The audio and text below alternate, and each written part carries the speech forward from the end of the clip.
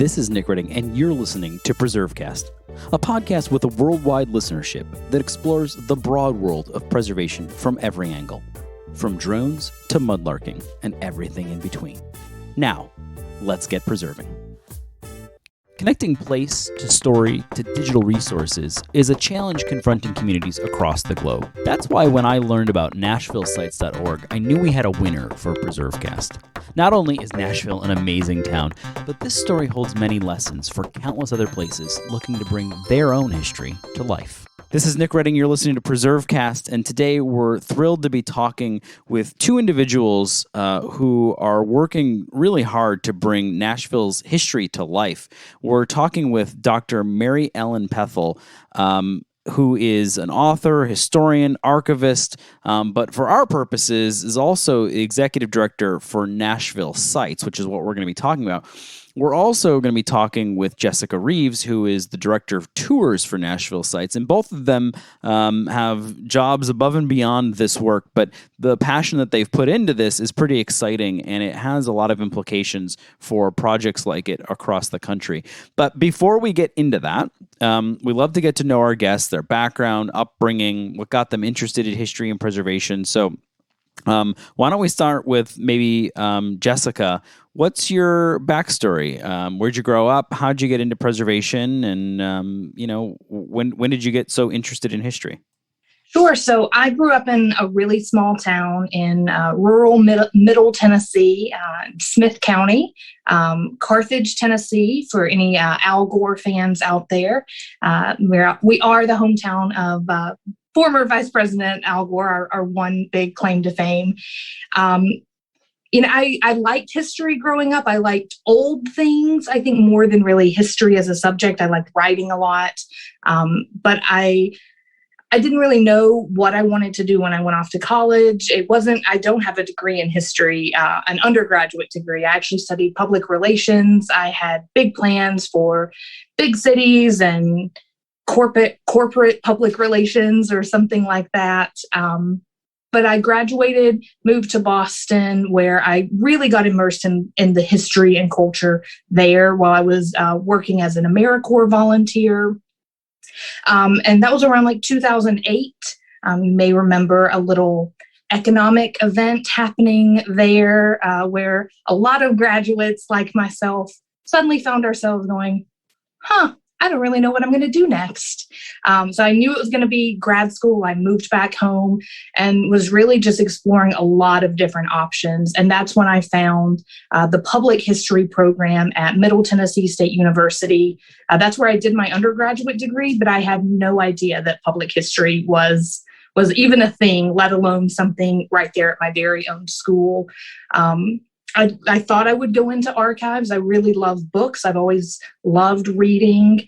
And so I thought maybe something in book conservation or something where I could, be in a library or an archives. And then I took a material culture class my very first semester, and I was hooked right there. I was like, things, objects, reading objects and landscapes as primary source documents of the past. Like that just blew my mind. And so that's when I started focusing on preservation, cultural resources management.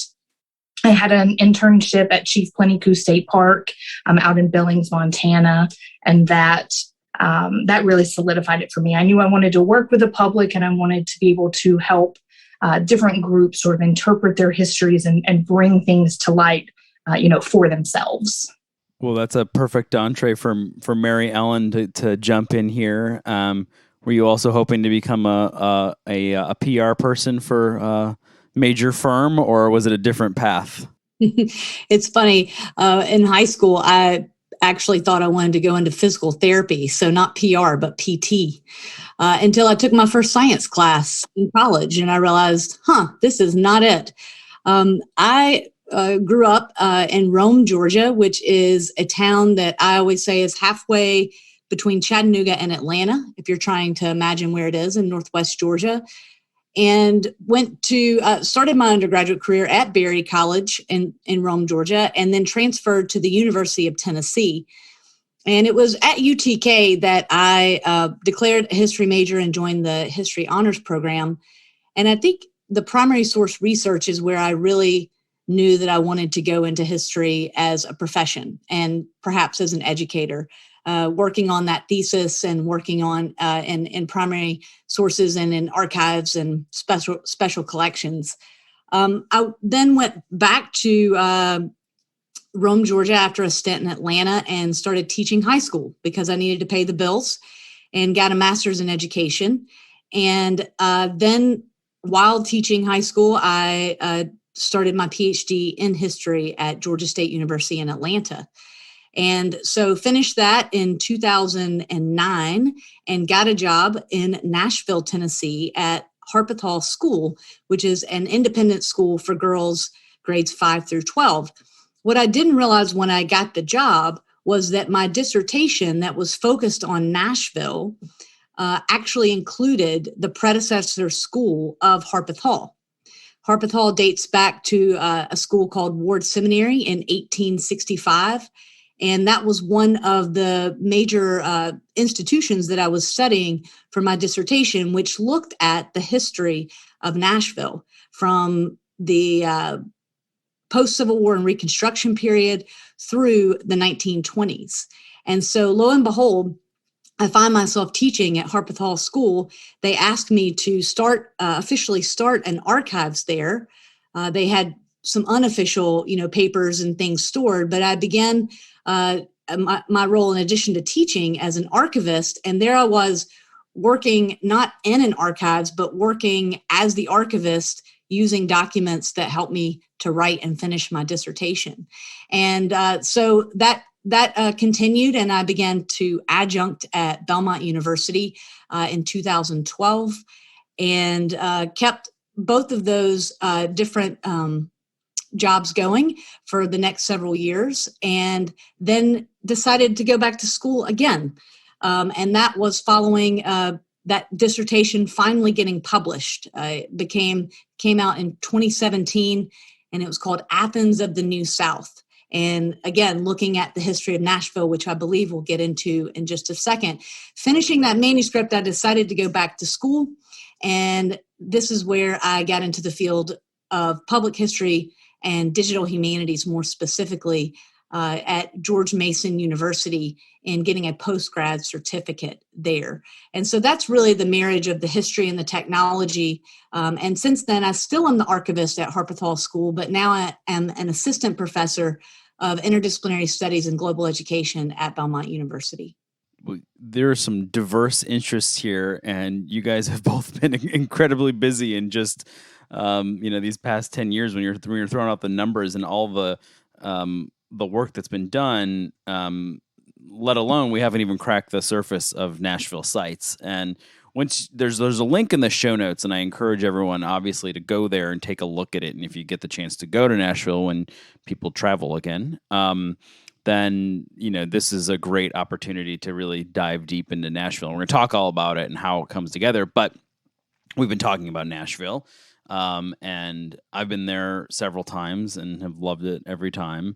But for people who haven't been there, or people listening somewhere else in the world who don't really know about what Nashville is all about, I know that that's probably hard for somebody who's written dissertations on the history associated with this place. But Mary Ellen, maybe you could take this. How would you, in a short version, give that history? What is the thumbnail sketch of Nashville and why it's unique and why it matters? Well, so Nashville's founded in 1780 and then Tennessee becomes a state in 1796.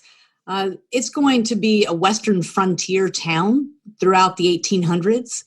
And then Tennessee is going to join the Confederacy in the Civil War, but is the first state to be occupied by the Union in 1862. So, or not only Tennessee, but Nashville specifically as the state capital. And so Nashville's always been a city of moderation. It reveres tradition, but it also embraces progress. And you see that particularly after the Civil War. And that's really where my research has picked up in that it joins this New South vision.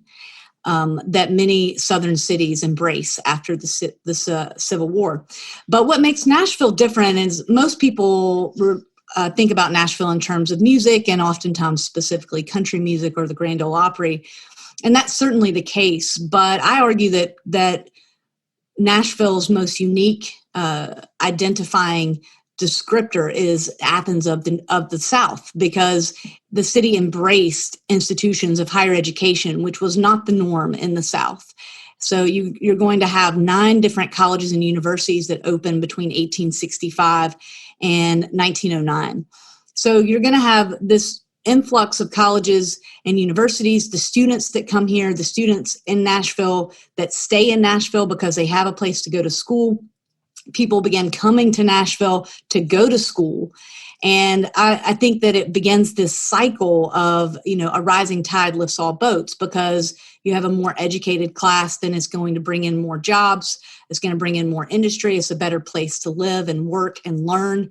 And I think that has propelled Nashville, not only through the 1920s and 1930s, but has propelled Nashville and set it up so that it could be this cultural home of music, and also it's become quite a tech hub and also a healthcare hub as well. And so Nashville is more than just music, but music is certainly one of our most probably tourists come here most for the music, but Nashville is much bigger than that.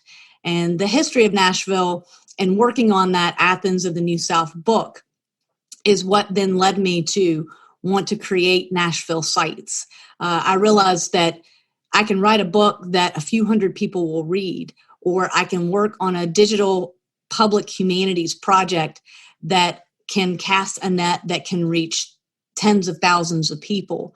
And so I wanted to extend some of that knowledge, some of those great stories about music, about education, about civil rights, all kinds of things. I wanted to extend that conversation and to help get it into the public sphere.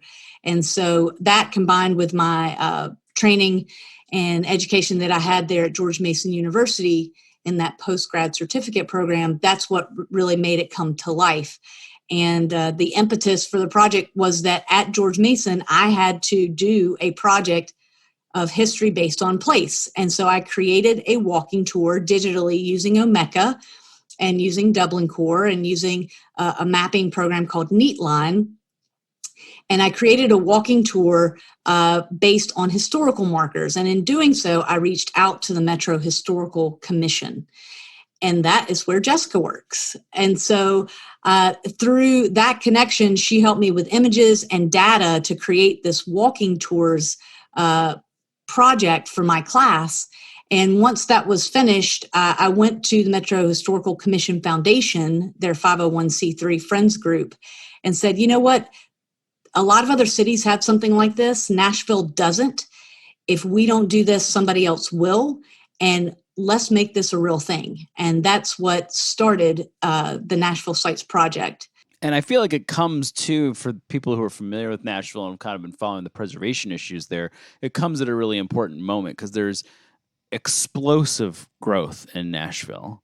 And it's funny, it's like people love places to death, and it's like, oh, I love everything that's unique and great about Nashville, so let's all move there and change everything that's unique and great about Nashville when it comes to building stock and places and things like that. And there's carrot and stick, and then there's also at least telling the story. And so I feel like making sure people understand the story, and newcomers and tourists and natives alike getting to see that and understanding that. I feel like it comes at a really critical moment too, as things are changing so quickly. And you read a lot about just the change and growth in Nashville. Maybe we can talk a little bit about that. But so Jessica, maybe picking up where Mary Ellen left off there, how does it go from digital humanities pilot project to something that is embraced by the foundation, and what is how was it implemented and brought online?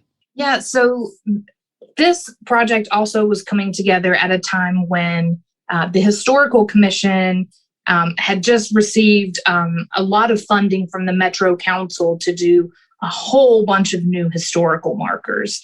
So with the Historical Commission, that's one of the projects that I work on. That's how, Mary Ellen and I got put together on this project. I'm already working on, those big silver markers that you see as you drive down the road or you're walking down the sidewalk that says, Andrew Jackson slept here or whatever.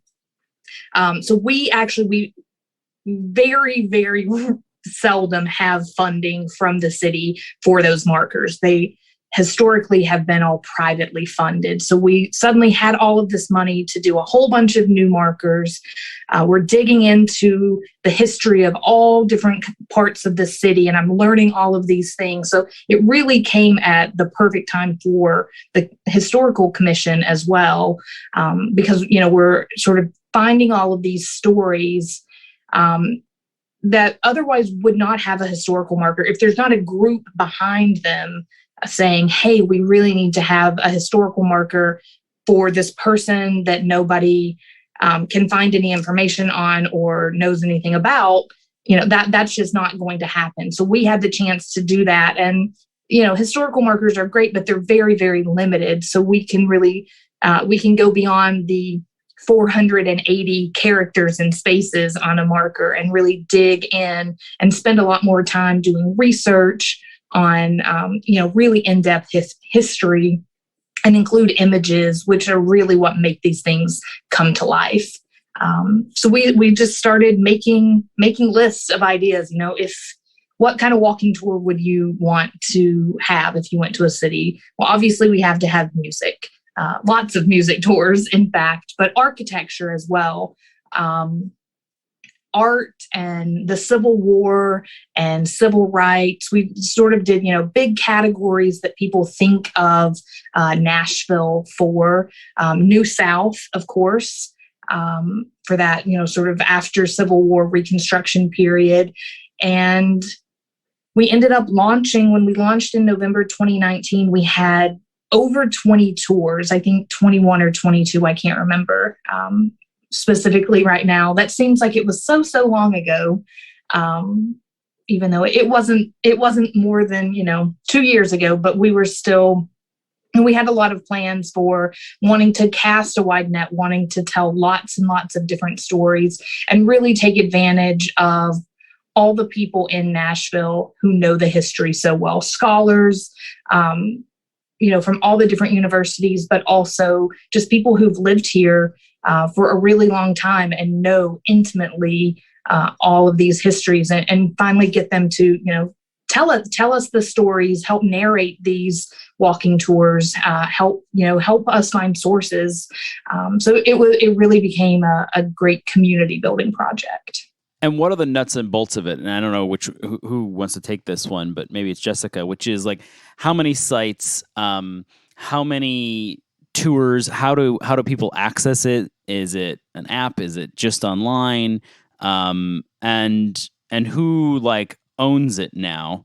I know, and that may be sort of a joint question, is Mary Ellen is the executive director of Nashville Sites, and I'm curious what all that entails too. So maybe we'll start with Jessica on the nuts and bolts, and then we'll go over to Mary Ellen and see what it means to be the executive director of this thing.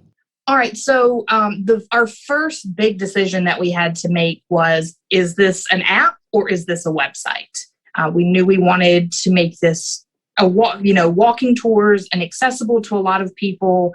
An app is a lot more expensive than a website, and it requires a lot more ongoing maintenance and a lot more money to keep it up to date. And every time operating systems update, you have to spend more money updating your app as well. So we connected with a local web developer called Foghouse, and we decided to build a website that basically functions like an app. It's mobile friendly. You can use it on your phone or your tablet or whatever. It's going to look like you would expect an app to look. But if you want to be on your computer at home and use it as well, that works, just as well. So we spent, a year and a half, I guess, working with the developer. At the same time, we were developing all of our tours and the metadata that go along with all of those sites, finding images, creating our sort of controlled vocabulary, so we can make it really easy for people to, search on the website and find all of these different stories that we're telling. And I think we now have close to 30 tours. We launched with about 20. We've done about 10 more since that November 2019 launch. And we have branched out a little bit from downtown. We now cover a few different neighborhoods. Our East Nashville tour launched early April of this year. We also cover the Wedgwood Houston neighborhood and get out to all of the different universities. Tennessee State University is sort of the furthest west point that we cover right now, but also Vanderbilt University and Belmont, Fisk University and Meharry Medical College. Trevecca is going to be on one of the driving tours that we're working on a little later. So we try to cover a lot of the city, and branching out to driving tours will help us do that. But for right now, all you have to do is go to nashvillesites.org, and there will be some featured tours on the homepage this month. They are all women's history focused tours. We have a women's suffrage tour. This launched just before the centennial of the ratification of the 19th Amendment. So that was a big push for us. But we also have sort of a wider women's history highlights tour. And then we feature a few of our other tours that have a lot of women on them. But those, change out every few weeks. Usually we'll have different tours on the homepage. You can click on the tours button, see all 30 tours that we offer, or you can also look at our records. So records sort of live underneath the tours. We write this, nice flowing narrative to tell the story of something. The Ryman Auditorium on the architecture tour tells a specific architecture story. On the music tour, it tells a specific music narrative. But underneath that, there's a record that sort of stems from how Mary Ellen started this project with Omeka, sort of that record that lives underneath everything that gives you just the nuts and bolts. Here's who built it. Here's when it was built. Here's 100-word description about it. So it's something almost like a little encyclopedia entry that people can look at and then decide. Usually we'll have all of the tours listed on that page as well. So if you read 100 words about the Ryman and you still need more, then we'll give you a list of all the different tours that you can listen to or read and sort of focus on different aspects of its history. And who doesn't always need more about the Ryman? Yes, exactly. I could do the Ryman all day long. So kind of jumping over to Mary Ellen for a second. What does it mean to be the executive director of this? And how does it, so what Jessica just described is a lot of content, a lot of information, a lot of metadata. How do you keep all of that? I mean, I know it's not an app, but it's still got to be kept fresh. And I'm sure that there's maintenance associated with it and expansion of it. So is the foundation still supporting it? How does it function as, I don't want to say a business because it's not a business, but how does it function in terms of maintaining it? Because I think people listening across the country are going to say, great idea. I love this. We might even be able to get startup funds. How do you make it work long term? So how does that work? Right. So I would say that a term that someone used recently to talk about me and my work with Nashville Sites is an academic entrepreneur, which I kind of embrace because this started as an academic project and it's still at its heart is educational. But if you're going to reach a wider audience, you have to write the history and present the history in a different way. And so this came out of, as I mentioned before, a class project, but I also was a member of the MHC Foundation board. And so in the foundation support, we went out into the community and were able to get the support of a very diverse set of stakeholders. Belmont University, first and foremost, offered me a full-time position as a professor of practice, where part of my job was to work on Nashville sites. And so professor of practice, the practice is an external project. And for me, it was Nashville sites. Let me just pause there for a second. That seems pretty unique. I'm not sure I've heard about. I mean, that's pretty forward thinking for a university. Are you familiar with a lot of other situations like that out there? It is perhaps more common than you think. It's not always called professor of practice, but something similar that is, if you think about a visiting professor, it's in the same vein, except for the professor of practice is geared towards a specific external project. And so for me, it was a 2-year term. And like I said, part of my job was to work on Nashville sites. I got to teach a class where the class worked on developing and writing tours, on testing. We had lots of other interns from other universities as well that were involved. And so I really turned into sort of just into a managerial role and an editorial role, where I was managing student work, editing content, working with Jessica on navigation, mapping, walking. All of these tours are walked probably anywhere from 3 to 5 times in different stages of the research. And so that was really my role, and that's what it means, I think, to be the executive director. But a piece of that I mentioned earlier is getting a diverse set of stakeholders, having a core team, attracting a wide audience, having those diverse stakeholders, but yet still having that common purpose.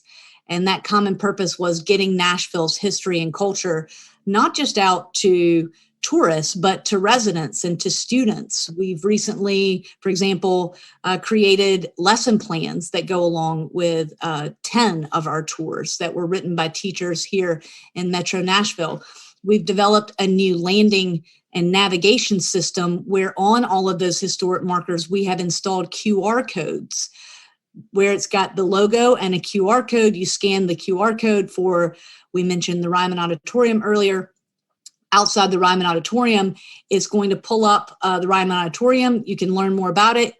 It's going to tell you what Nashville Sites is. It's going to say, do you want to take a walking tour? If you say yes, it's going to tell you all the tours that the Ryman is on, and you can select one of those and go from there.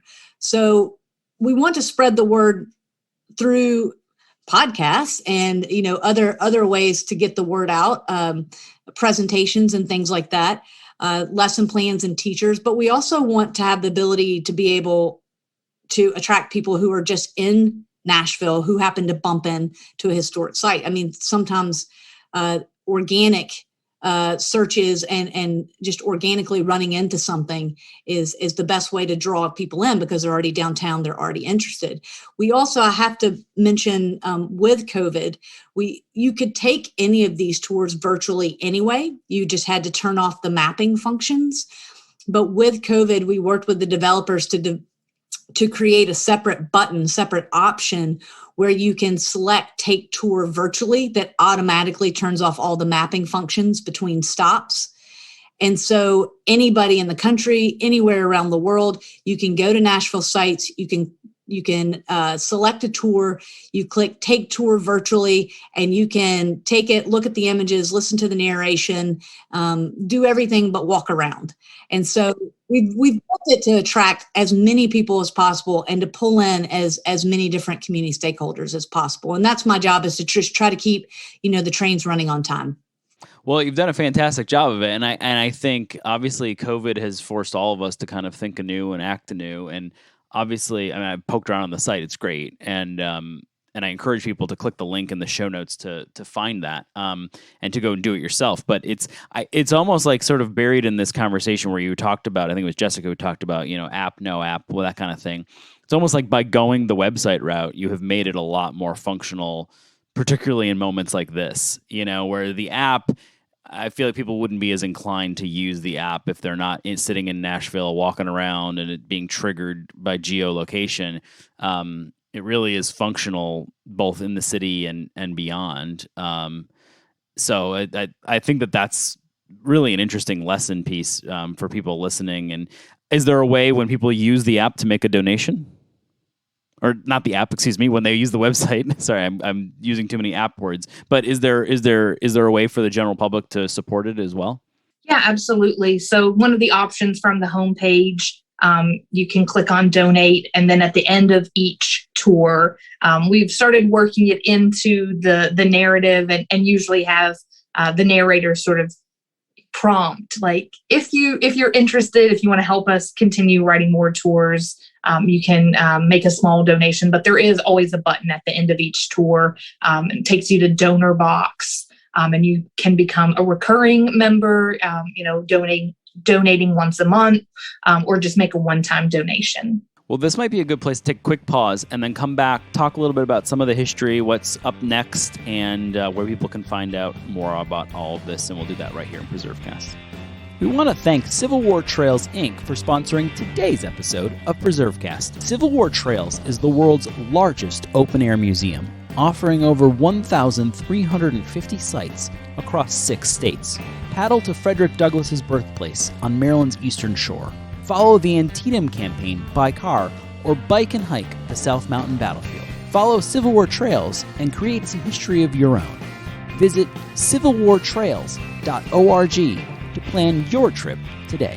We'd like to thank the Maryland State Bar Association for sponsoring today's episode of PreserveCast. History is a central pillar of the Maryland State Bar Association, and they invite practitioners located anywhere in the country to participate in their annual legal summit from June 9th to 11th. This completely virtual event features speakers such as former U.S. Secretary of State Madeleine Albright. There are over 80 live and on-demand programs that offer up to 65 CLE credits across 8 new learning tracks, including leadership and practice management, technology, ethics, and more.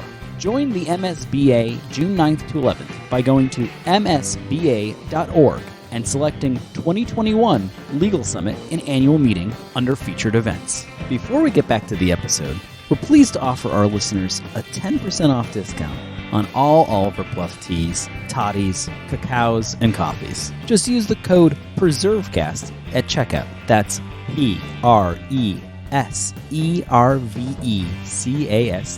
PreserveCast at checkout over at oliverbluff.com.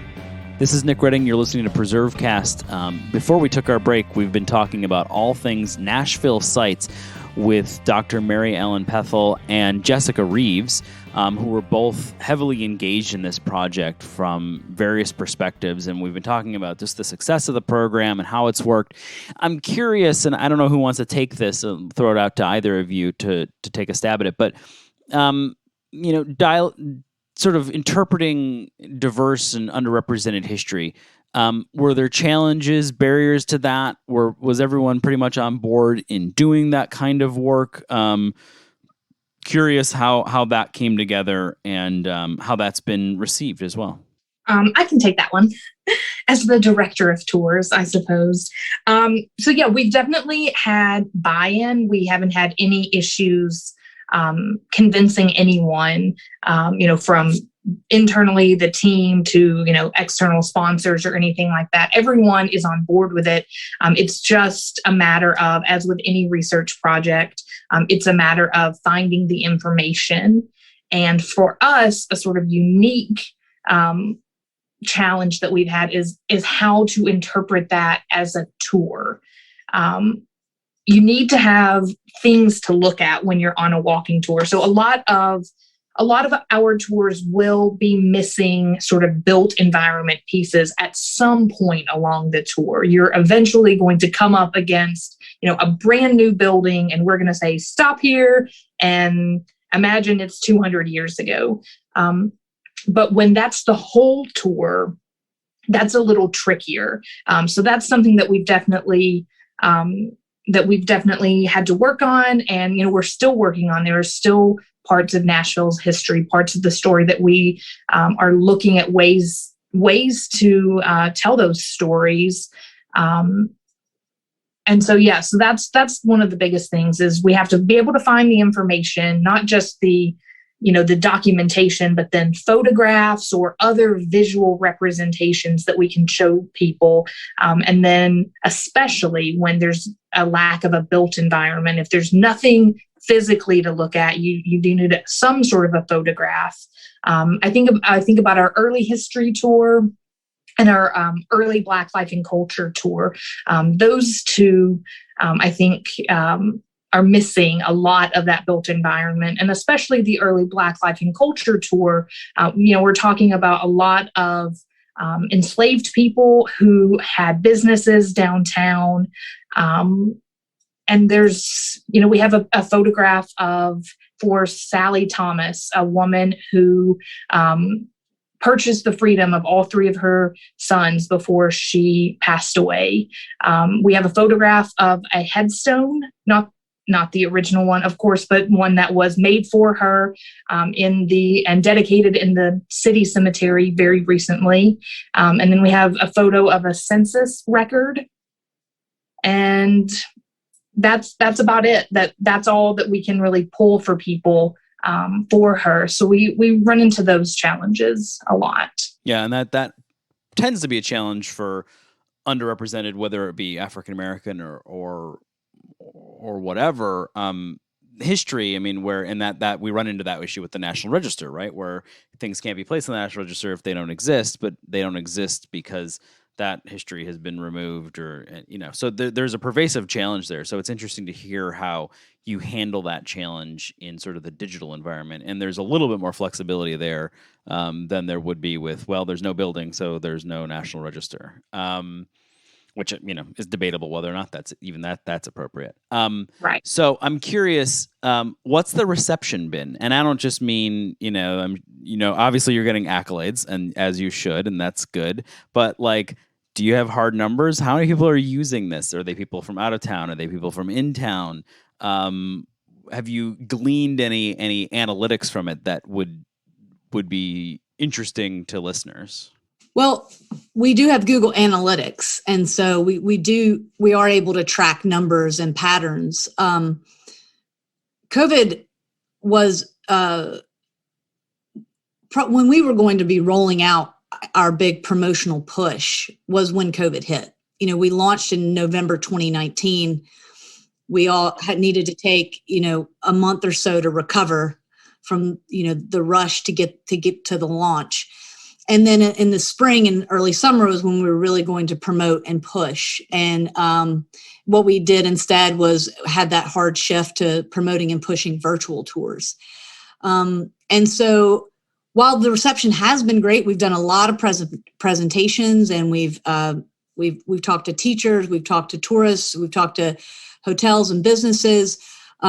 We're over 100,000 users, so I think that's still admirable. Our bounce rate is pretty low, and so that's a good thing. And we find that most of our visitors are coming to us through organic searches or through social media, most notably Facebook. And we'd love for, in addition to making a subscription or a one-time gift donation, we'd love for you guys to subscribe to the social or follow us on social media. We're at Nashville Sites on Facebook, Twitter, and Instagram. We also have a YouTube channel where we have some promotional videos, some behind-the-scenes tours, a little commercial, and so we're starting to gear back up, and what we're hoping is that this spring and summer rather, we'll be able to do that promotional, especially with tourists coming to Nashville in this way that we wanted to last year. And just I wanted to circle back to one other thing too, when you were talking about how the nuts and bolts of all of this. Probably what a lot of your listeners are wondering is, all right, well, this all sounds great, but how long did this take and how much money did this cost? And so that's probably another data question that would be useful to answer. With all of these students, I talked about the managerial role of having everybody keep work logs. And this was paid interns, unpaid interns, students, community members who were donating their time, scholars, people who narrated, our audio engineers who did all of the audio editing and mastering. And from 2018 to 2020, it's been over 6,000 staff hours. of some kind involving everybody who was involved on the project in any capacity. So it's a lot of hours. But in terms of the money, we were able to do the launch with about $130,000 direct funding.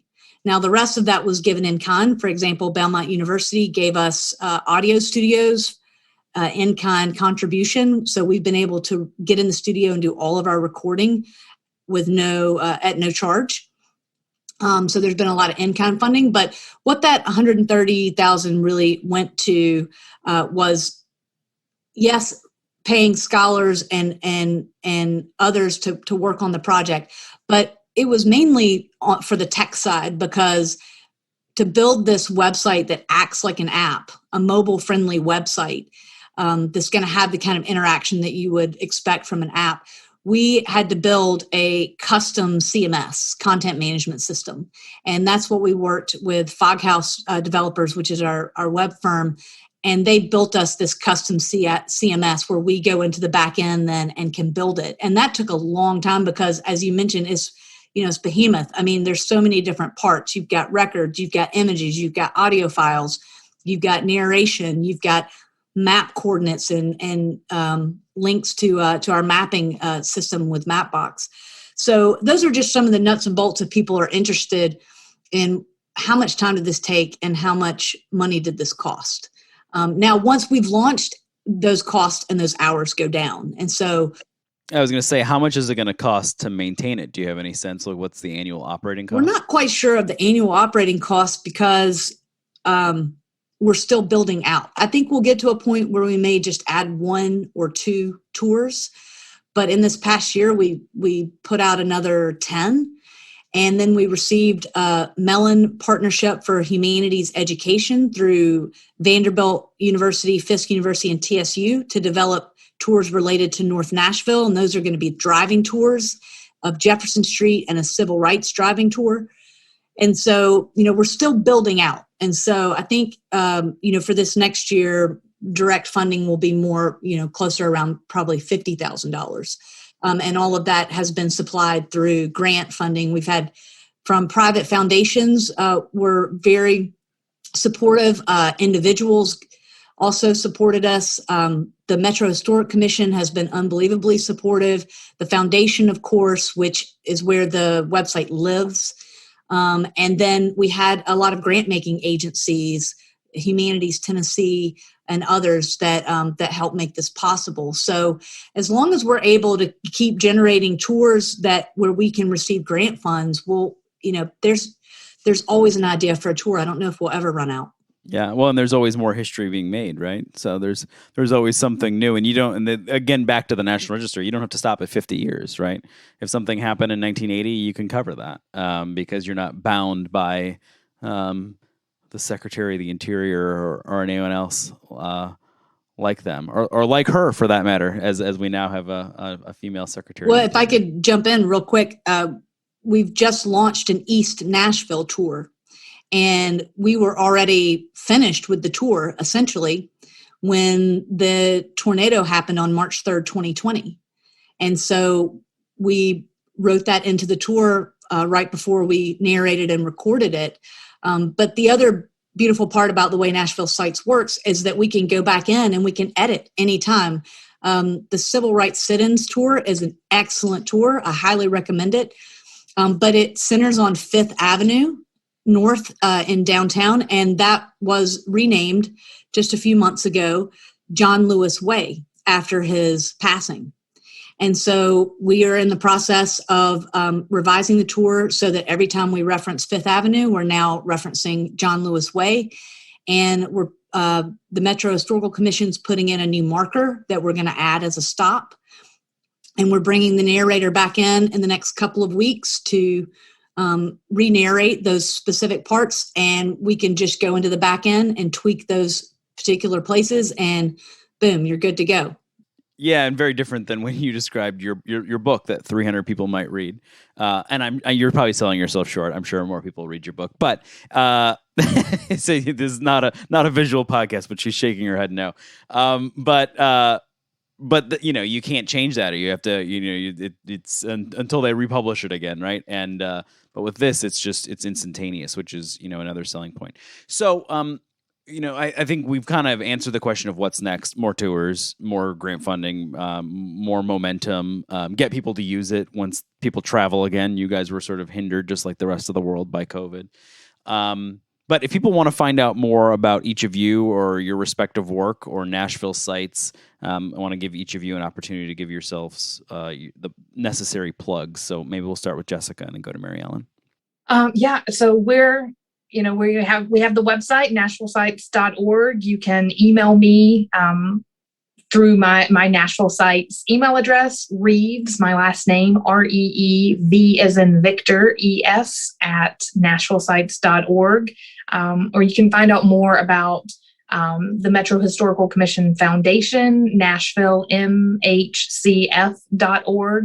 And that will also link you to the Nashville.gov, the governmental agency website, for the Historical Commission where I work.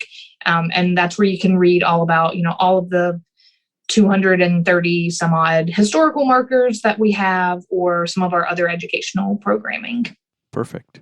And I just want to add one other person's name that I've been inferring in my mind, but I realize I should say out loud. But the executive director of the Metro Historical Commission, Tim Walker, has been a pivotal piece in this puzzle. And he has really helped to shepherd this project from its infancy. And I think he recognized very early on that historical markers are great, but that in the 21st century, you needed to find a way to pull those over into the digital realm.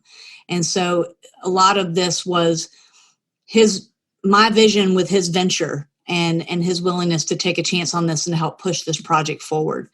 You can find me on Twitter at Dr. Pethel, or you can shoot me an email, Pethel at NashvilleSites.org. Or you can also contact us from the Nashville Sites webpage if you go to the menu button, and that's where you can find lesson plans and frequently asked questions and things like that, and to support us. But there's also an About Us, and it has all of us listed there, and we have a general email account that's info@NashvilleSites.org. So we just ask, take tours, take them virtually, come to Nashville, take them in person. Take them virtually, then come to Nashville, take them in person. Subscribe, give us $1 a month or make a donation. Follow us on social media. Help us get the word out. Yeah, well, it's not an onerous task because it's a beautifully designed site. It's fun to look at. You have to be a terrible person not to love Nashville. There's just something great about Nashville. It's something perfect there for everyone. So, and when you can get out of the house, go visit Nashville. It's a great place, and now you'll know exactly what you're seeing because you'll have Nashville sites in your pocket. Before we go, this is the most challenging question that we ask anyone: your favorite historic place or site. So we'll put Jessica on the hot seat first. All right, I'm going to cheat a little bit and pick an intersection, actually, that has multiple sites associated with it. So Mary Ellen mentioned the renaming of Fifth Avenue to John Lewis Way. We also had Charlotte Avenue, which is sort of a main thoroughfare in the city that was renamed to Dr. Martin Luther King Jr. Boulevard. So we had to re-record a lot of instances of that name in there. But at Dr. Martin Luther King Jr. Boulevard and 4th Avenue North, it's about halfway between the public square and the courthouse and the state capitol. There are 3 sites right there that I think just sort of form a microcosm of history and what really drew me to wanting to really do this project. You have the site of the Nashville Slave Market, which now has a historical marker there. On one corner, you have the site of the Freedmen's Bank, and then across the street from there, the only still standing building from the time when that entire area was the the Nashville Black Business District. You have the Morris Memorial Building. So you've got music, you've got publishing, you've got banking, and you've got lots of hidden history all in that one little intersection. And I think people just walk through there every single day. There's a huge bus station. People drive right past it and have absolutely no idea of the historical significance of that one little intersection. So that's my favorite place. Every time I'm walking around downtown, I always like to go through there, look at all the markers that we've put up, and just think about all the people who now can learn about the history of those sites, because there's nothing there for, two of the three sites that are so important. There's no physical remnants. So that's my favorite.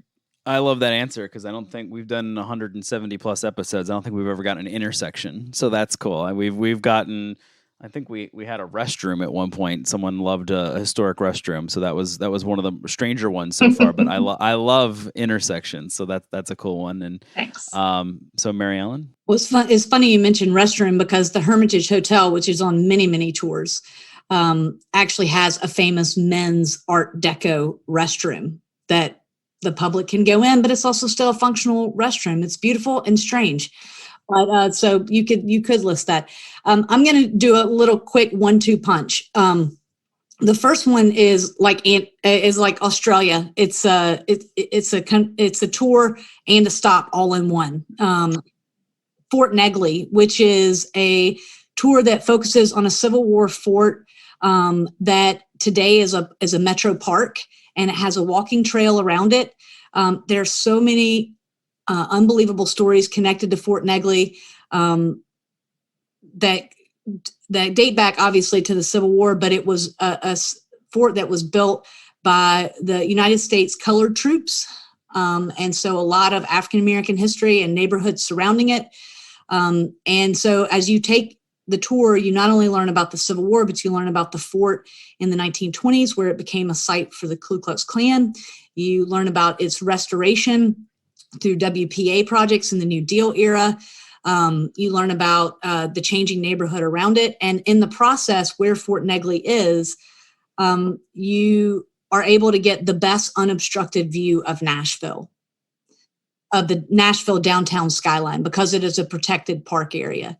And it most recently has been named a World UNESCO memory site, and has been saved from development just in recent years. And so we tell so many different stories connected to that. So it's both a tour stop and a tour all together. So that's number one. But number two, as far as just a single site, it is another piece of hidden history. It's called the Arcade. And it is an open, a glass ceiling, open air mall that was built, Jessica, I might be getting this wrong, but I want to say 1904. And it's tucked in between. You're walking down one block and you take a turn in, and it's tucked in. If you don't know where it is, you'll miss it. But when you turn in, you feel like you've just walked into another era of this beautiful open air mall with glass ceilings, still full of businesses, including a peanut shop that's been in operation for 75 years and a post office that's been there for about 100 years, and lots of restaurants. So it's a great historic site, and it's also a hidden gem. Well, these are all three great places to visit with Nashville sites, because I'm sure they're all well documented and are great places to visit with this. It's been so much fun, really interesting, and I think not only a great story to tell about what's happening in Nashville, but something for other places around the country to take a look at and think about how they interpret their history, how they tell their story. And just thrilled to have you on, and looking forward to getting out to Nashville and using it myself. So thanks so much for joining us today. Thank you. Thanks so much. Thanks for listening to PreserveCast. To dig deeper into this episode's story, head over to PreserveCast.org for show notes and our collection of previous episodes. Don't forget to engage with this podcast by subscribing, commenting, and leaving a review. Follow along on Instagram, Twitter, and Facebook at PreserveCast for even more. PreserveCast is currently recorded in Walkersville, Maryland, and sponsored by the 1772 Foundation, and powered by Preservation Maryland. Thanks for listening, and keep on preserving.